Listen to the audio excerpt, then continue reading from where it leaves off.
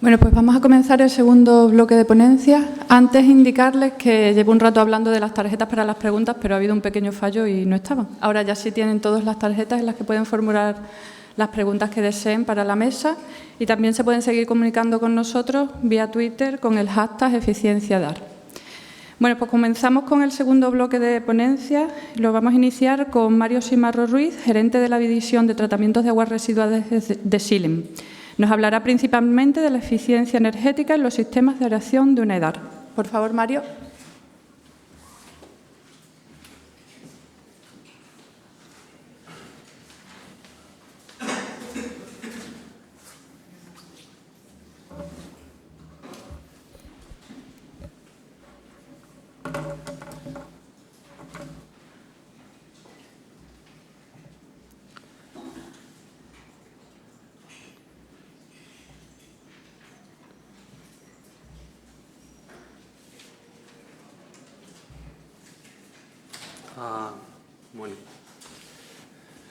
Buenos días a todos. Lo primero, agradecer, por supuesto, a Promedio la posibilidad de participar en estas jornadas. La verdad que estoy realmente impresionado. Por ver, son muchas las, Daniel lo comprobará posteriormente, son muchas las ponencias en las que participamos y realmente cómo se expone el tema de la eficiencia energética, cómo se ha planteado en esta jornada, no solo viendo lo que son consumos puro y duro de equipos, sino también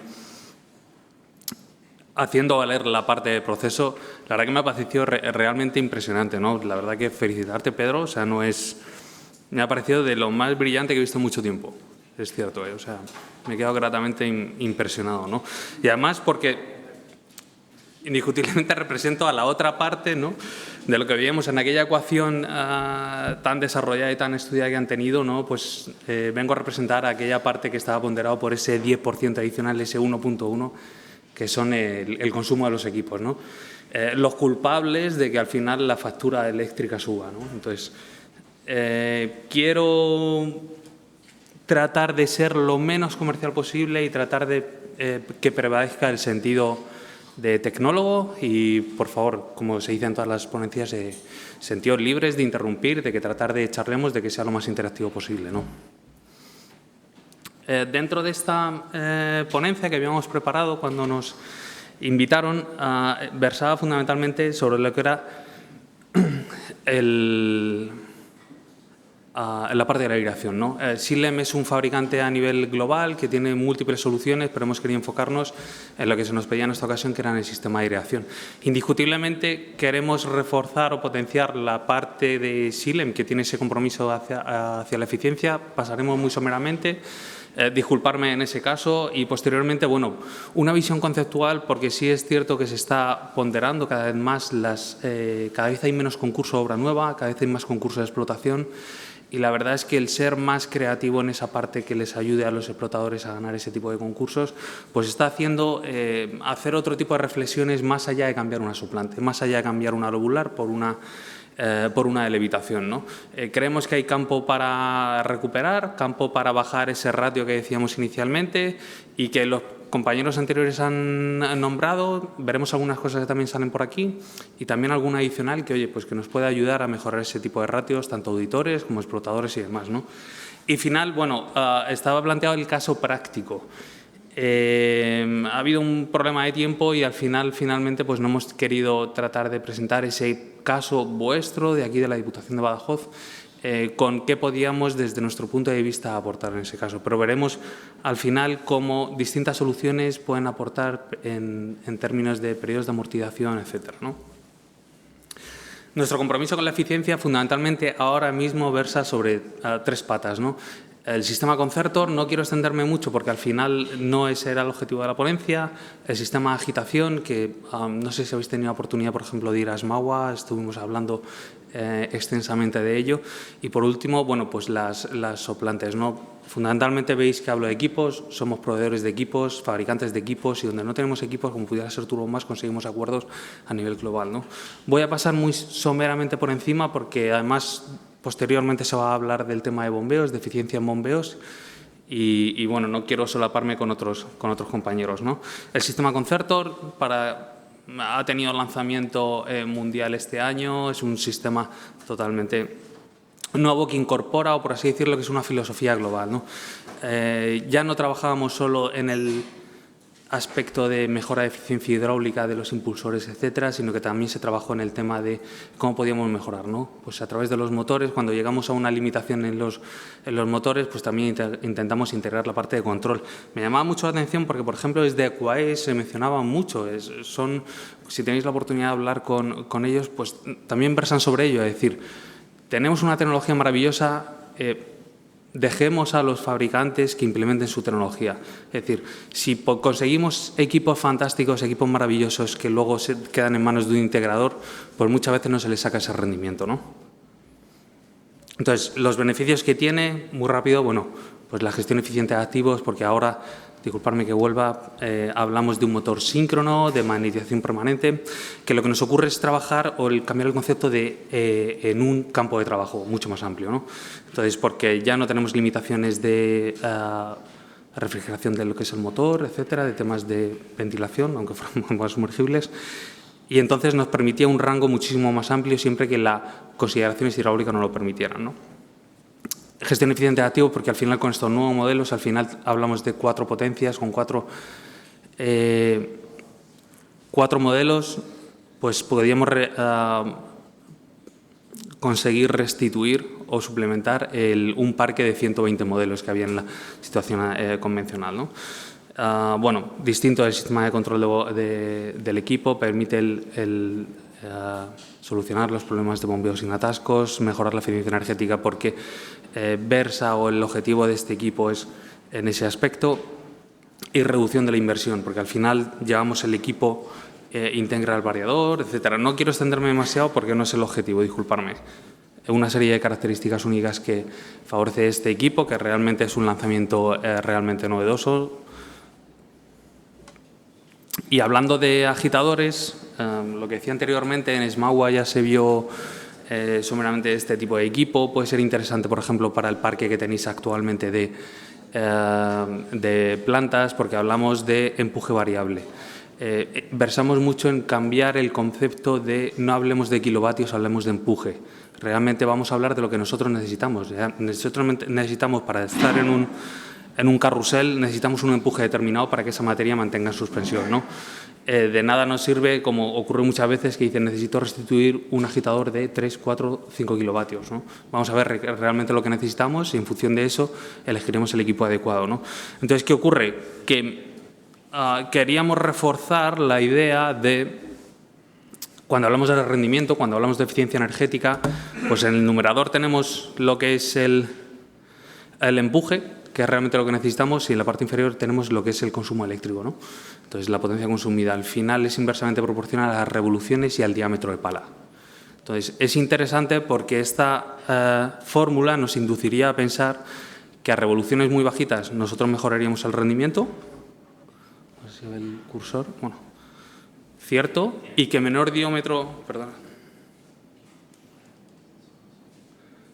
Lo que decíamos, n velocidad angular. Disminuir la velocidad angular aumentaría el rendimiento, y la otra parte es el diámetro, ¿no? Induciría a pensar que agitadores muy pequeñitos mejorarían el rendimiento. ¿Qué ocurre?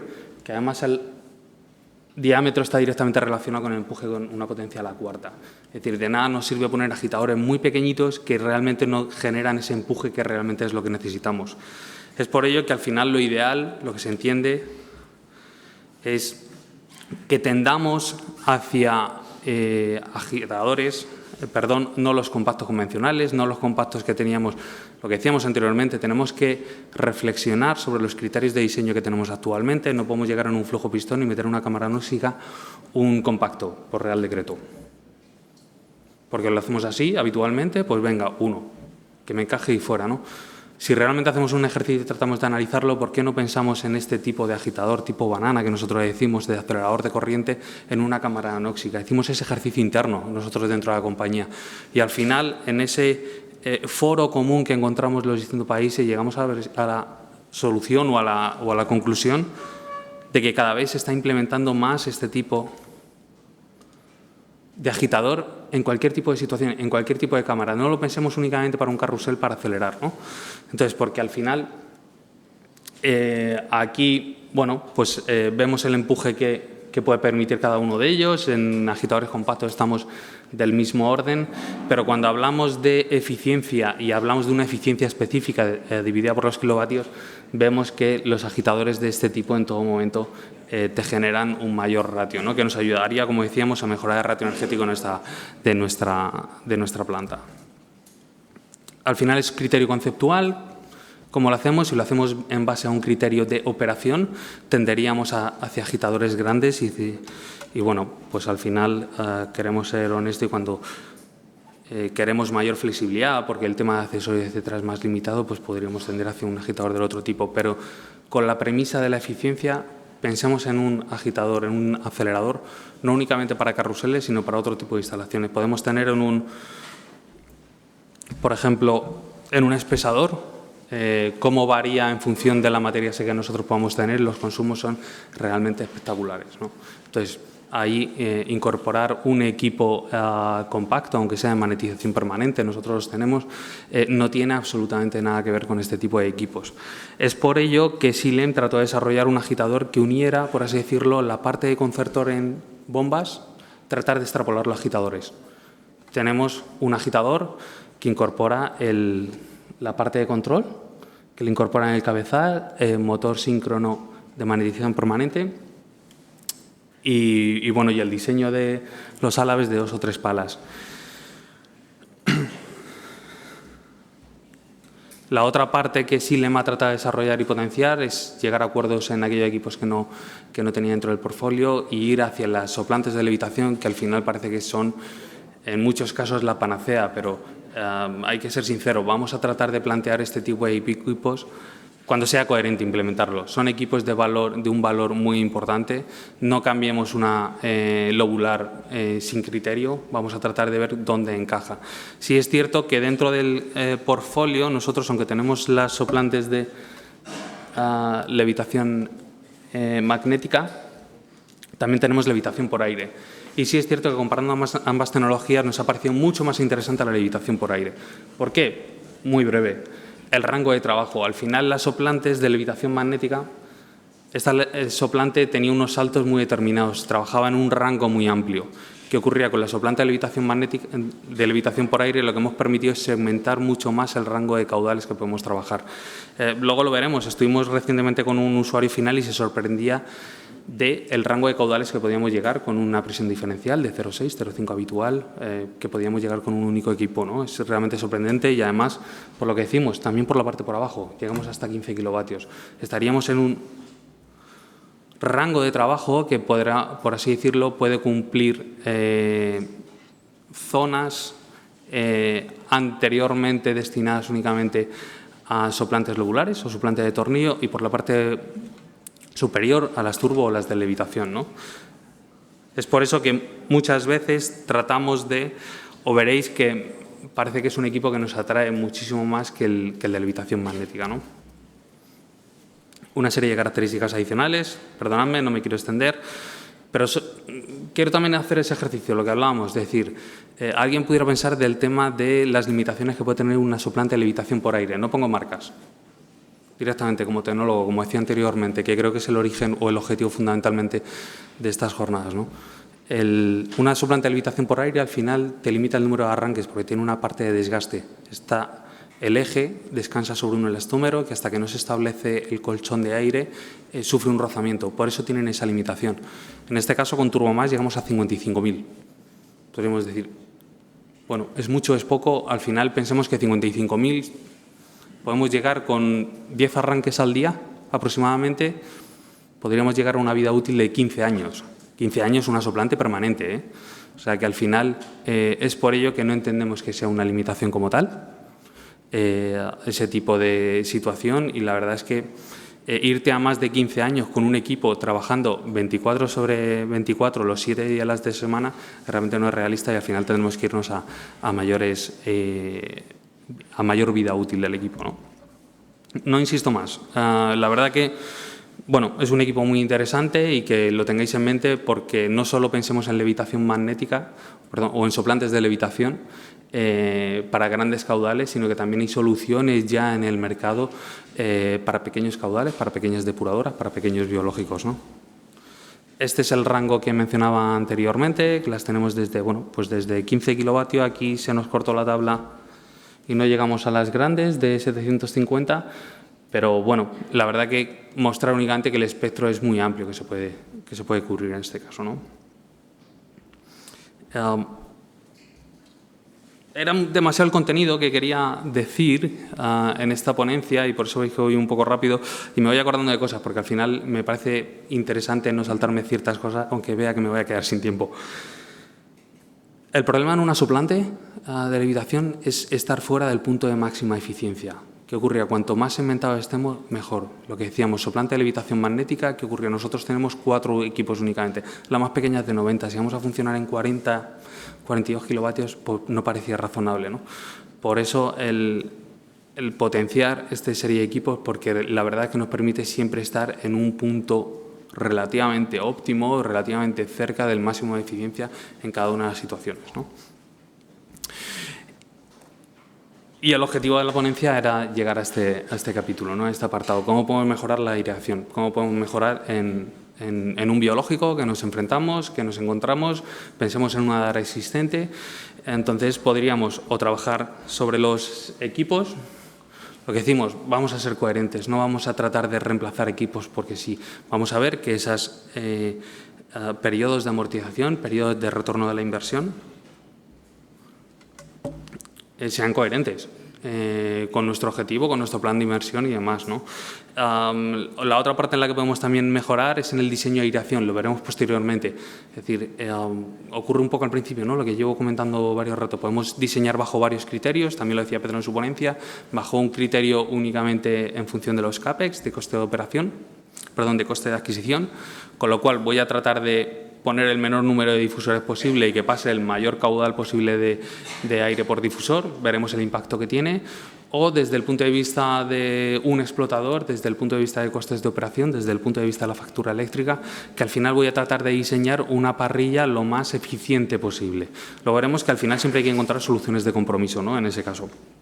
También podemos mejorar con la agitación, lo mostraré posteriormente. La agitación y la aireación están bastante relacionadas cuando hablamos de carruseles. Creo que el mayor número de base instalada que tenéis vosotros aquí en Badajoz es sobre carruseles. Es interesante.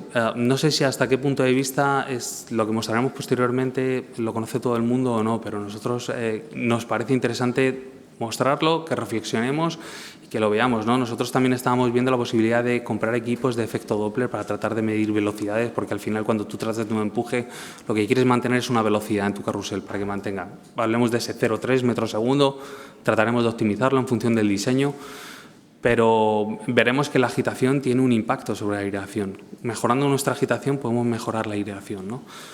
Que lo quería también comentar. Y bueno, y el control del proceso. Hay distintos controles, controles avanzados, lo podemos hacer haciendo lazos de control sobre nitrato y amonio, lo podemos hacer lazos de control sobre la edad de fango, indiscutiblemente sobre la consigna de oxígeno, etcétera, ¿no? Pero que al final sí es cierto que se ha tendido a abrir ese abanico y no solo hacer una consigna de sonda de oxígeno con mi soplante, ¿no? Voy a tratar de mantener 2 ppm. No, la verdad que se está evolucionando y se está trabajando mucho en tratar de ver la integridad del proceso, que la verdad es que, como se planteaba inicialmente en esta jornada, ¿no? El decir, vale, los equipos consumen, pero vamos a buscar ese objetivo que queremos en el desarrollo de nuestra planta, en la calidad de nuestro fluente, ¿no? Al final, ya ha salido en varias ocasiones donde se nos va fundamentalmente el consumo de nuestra planta, se nos va en el consumo del biológico, y que entre las distintas tecnologías que existen para mejorar la transferencia de oxígeno, sí es cierto, esto es una realidad compartida por todos, que el difusor de burbuja fina mejora sobre otro tipo de tecnologías, sobre rotores, sobre aireadores, etcétera, ¿no? O incluso difusores de burbuja gruesa mejoraba la eficiencia o la transferencia de oxígeno, ¿no? Que pudiéramos tener. términos habituales de medida de eficiencia de nuestra planta, lo que es el SOTE, la cantidad de oxígeno que nosotros transferimos frente a la cantidad de oxígeno que aspiramos del aire, y cómo se ve impactada o cómo podemos nosotros afectar sobre ese ratio, sobre ese SOTE, ¿no? Podemos en 4 enfoques fundamentales, ¿no? Podemos, en función del tipo de difusor, que ya lo hemos visto anteriormente, la sumergencia de los difusores. Me voy saltando cosas, pues no me gustaría dejarme nada. Muchas veces pensamos en parrillas extraíbles. Tengamos en cuenta que una parrilla extraíble va sobre un bastidor, lleva un perfil. Imaginemos incluso una edad existente en la que no podemos vaciar ese reactor y que dice, oye, pues vamos a tratar de plantear los huecos que tengamos, que a nosotros también se nos ha planteado la posibilidad de una parrilla extraíble. ¿Qué ocurre? La altura del difusor ya no va a ser nunca la misma. Vamos a estar impactando en nuestro ratio de eficiencia energética, ¿no? Y al final, otro capítulo en el que podemos estudiar e identificar es en el caudal de aire por difusor, ¿no? Lo que decíamos anteriormente, sobre qué base diseñamos, sobre base de criterio de adquisición de equipo de una parrilla, en este caso, o base de criterio de costes de operación, que al final creo que cada vez está ponderando más. Y la densidad por difusores, que al final está directamente relacionado con la caudal de aire por difusor. Si nosotros tenemos un reactor con una necesidad de aireación, si reduzco el número o la densidad de difusores, impactaré directamente en el caudal de aire, ¿no? ¿Por qué el tamaño de la burbuja tiene mayor eficiencia en un difusor de burbuja fina frente a uno de burbuja gruesa? Y cómo afecta la altura, ¿no? a ese tipo de ratio. Esto es verse un poco también de lo que decía anteriormente, de la situación, por ejemplo, de parrillas extraíbles, ¿no? De que colocarlo sobre un bastidor de un perfil bastante importante, etcétera, lo que está haciendo es sobreelevar la posición de nuestro difusor y estamos empeorando lo que sería el ratio del SOTE, ¿no? En función de la altura que en un momento dado tengamos. Fundamentalmente, cuando hablamos de edades existentes, ¿no? De que ya tengo mi piezométrica y cómo actúo, ¿no? En ese caso en la parrilla. Por eso creo más interesante, ya se mencionaba en la ponencia anterior, la posibilidad de vamos a actuar sobre los difusores que hay actualmente instalados, ¿no? Otro aspecto que mencionábamos anteriormente era la posibilidad de aumentar o trabajar sobre la superficie que nosotros tenemos de difusores, porque al final, bueno, el efecto slip que mencionamos aquí lo veremos posteriormente y lo que trata de evitar en un aspecto es las recirculaciones que vemos que se producen cuando nuestra densidad de difusores es menor, ¿no? Se producen ciertas recirculaciones porque al final estamos impactando, por así decirlo, una corriente caudal de agua que va en una dirección determinada que nos está, movida por nuestro agitador y cómo va, o esa cortina de aire que presenta un freno, una barrera a esa corriente de licor mezcla, ¿no? Entonces, bueno, al final lo que decíamos, vamos a tratar de encontrar soluciones de compromiso, es decir, por supuesto, cuanto mayor sea la superficie o el mayor número de difusores, pues mejor será desde el punto de vista del explotador frente a otro tipo de soluciones, ¿no? ¿Cómo se traduce esto? Siempre nos gusta poner un número, siempre nos gusta dar esa visibilidad, como hicimos en los agitadores, no la he puesto aquí por extensión, pero bueno, en el número de difusores, como por ejemplo para el mismo SOR, con mismas dimensiones en un diseño y en otro, simplemente aumentando, este es un caso real, aumentando en la parrilla de 216 difusores, que vemos que tiene un coste de inversión. Estaba aquí, disculparme.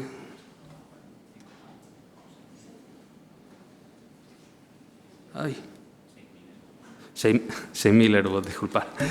Cómo con esa inversión de 6.000 euros, pues al final, cómo está mejorando en 2 puntos nuestro SOTE, que al final redunda en que nosotros tengamos un retorno de inversión realmente corto. O sea, estamos hablando que en menos de año y medio habré amortizado esa inversión. A partir de ahí estaría ganando dinero, ¿no? Entonces, ¿por qué? Porque fundamentalmente estoy pasando menos caudal de aire por difusor. Aquí prácticamente estaba doblando el caudal de aire por difusor. Doblar el caudal de aire, al final lo que ocurre es que también tengo mayor pérdida de carga en mi difusor, con lo cual mi soplante está trabajando en una presión diferencial mayor. ¿Y qué podíamos hacer sobre difusores existentes, ¿no? Decía, vamos a plantear el afrontar los problemas que podemos tener en nuestra parrilla actual, ¿no? Y tratar de mantener esa base instalada. ¿Cómo lo podemos hacer? Con mantenimiento de membranas. Se mencionaba anteriormente la posibilidad de limpieza de difusores, tanto con fórmico como con clorhídrico. Aumentar la densidad, que al final hay una serie de accesorios, o sustituir las membranas. Bueno, desde el punto de vista de eficiencia, al final evolucionan, se podrían cambiar, o incluso en aquellas que puedan estar rajadas o desprendidas se pueden cambiar, ¿no? En ese caso. Entonces, desde el punto de vista cuando tenemos precipitaciones sobre nuestra membrana, podemos tratar de hacer un tipo, bueno, alguna limpieza. Nosotros planteamos la limpieza desde la purga. A través de la purga, con nuestra soplanta encendida, no tenemos que vaciar el reactor y se podría afrontar esa limpieza de difusores, ¿no? Luego veremos una transparencia siguiente en la que hay también algún punto adicional que puede ser interesante, ¿no? Y cómo al final pues, conseguimos que esa pérdida de carga que yo tengo adicional en mi difusor por ese scaling, pues podamos mejorar, ¿no? La eficiencia de nuestro difusor. Un sistema de limpieza muy simple. Un depósito con la solución de limpieza, como decimos, fórmico, clorhídrico, con un equipo. Esto lo conectamos directamente a la purga, con un volumen determinado. Si es cierto que hay que calcular bien el volumen, porque incluso, como nos ha ocurrido con ciertos explotadores que tenían la bajante galvanizado, tenemos que tener muy en cuenta el tema de compatibilidad química de los distintos materiales. Y que al final lo que podemos hacer, bueno, es dejarlo en solución de limpieza a través de la purga. En 24 horas vemos el resultado de la misma. También pensemos en la posibilidad de decir, oye, no voy a hacer una parrilla extraíble al 100%, vamos a tratar de encontrar una solución de compromiso. Oye, si yo cojo una muestra, como pudiéramos ser, hay una solución constructiva al efecto de una muestra representativa que yo puedo conectar a través de una manguera elástica. Si alguno tiene interés, lo podemos mostrar. Sacar una muestra representativa, 3 difusores en la cual estoy monitorizando la pérdida de presión que yo estoy teniendo, ese ensuciamiento lo voy predeciendo a lo largo de la evolución, y puedo plantear mantenimientos preventivos, correctivos, etcétera. Y bueno, y al final esta es una muestra representativa lo que tengo abajo. Yo puedo llegar en un momento dado, puedo plantear una limpieza, oye, este reactivo me va mejor, este otro me va peor, en esta concentración, en esta otra, y al final estamos mejorando el rendimiento, ¿no? Para tratar de mejorar esa limpieza. Lo que decíamos, aumentar el número de difusores. Bueno, pues hay una serie de accesorios. Cuando tenemos, por ejemplo, una bajante totalmente llena de difusores, pues bueno, pues podemos incluir una serie de accesorios que al final, no voy a decir que es fontanería, pero bueno, que nos permiten aumentar esa densidad en un momento dado, ¿no? Y el impacto que puede tener sobre el SOTEC en ese caso. Y algo que mencionaba anteriormente, y era la particularidad de cómo la agitación mejora en la eficiencia de nuestro sistema de aireación, es porque, como vemos aquí, al final los difusores pueden plantear una barrera. ¿Qué ocurre? Que al final, cuando estamos diseñando en distintas situaciones, pensemos en caudal máximo, caudal medio, lo que decíamos anteriormente. No vamos a pensar solo en el caudal medio cuando tenemos esa serie de fluctuaciones. Nosotros tratamos de hacer ese ejercicio para caudal máximo, caudal medio, un caudal mínimo cuando nuestra carga está variando, por ejemplo, en horas nocturnas, e incluso la posibilidad, como decíamos anteriormente, otro ponente, de una zona facultativa, que nosotros estemos, al final temporizamos y no tengamos aireación. ¿Qué ocurre? Poner un agitador al 100% estaríamos penalizando energéticamente en ese caso, ¿no? Adicionalmente, ¿qué es lo que ocurre? Que ya lo veíamos cuando veíamos el tema de los difusores, de la densidad de los mismos, que se produce este fenómeno dentro de un carrusel. Si nosotros no llegamos con un empuje suficiente, al final la barrera que presenta la cortina de aireación lo que produce es que se produzca una recirculación a la entrada y al final. Esto es una realidad que al final, en una serie de auditorías que tenemos, nos gusta mostrar a los clientes de que se está produciendo ese tipo de fenómeno. Entonces, ¿qué ocurre? Que adicionalmente tiene otro doble efecto. Porque dice, aquí se produce un fenómeno de velocidad relativa, si lo que ocurre es que esta primera zona de la parrilla de difusores, como aquí se crea una corriente, provoca que la burbuja suba mucho más rápido, con lo cual esta primera parte de la parrilla de difusores no está funcionando al nivel que debería estar funcionando, ¿no? En cambio, cuando nosotros conseguimos romper esa barrera o conseguir alcanzar esa velocidad crítica, lo que ocurrimos es que dice, bueno, pues al final nuestra burbuja no está realmente subiendo nuestros 6 metros de lámina de agua, sino que está desplazada. Por eso mejora la eficiencia, porque al final el tiempo de transferencia de nuestra velocidad ascensional de la burbuja es mucho más largo, damos mayor tiempo de contacto, ¿no? Es por eso por lo que pensemos de cómo la agitación puede mejorar a la aireación en este caso, ¿no? Mediante CFD, simulaciones que también se hacen, se ve este tipo de efecto, cómo tratar de, bueno, de saltar algún tipo de criterio a la hora de establecer este tipo de soluciones, pues podemos vincular a través de la velocidad de la frecuencia del soplante, etcétera, ¿no? Nuestro agitador. Este era el agitador que anteriormente mostrábamos. Sí, es cierto, aquí vengo con la gorra de Silem. Es cierto que esto se puede hacer con un agitador y un variador. No estamos descubriendo nada. Sí, es cierto que una DAR existente, si yo tengo limitaciones en mi cuadro eléctrico, etcétera, lo puedo introducir y no tengo esas necesidades de espacio adicionales, ¿no?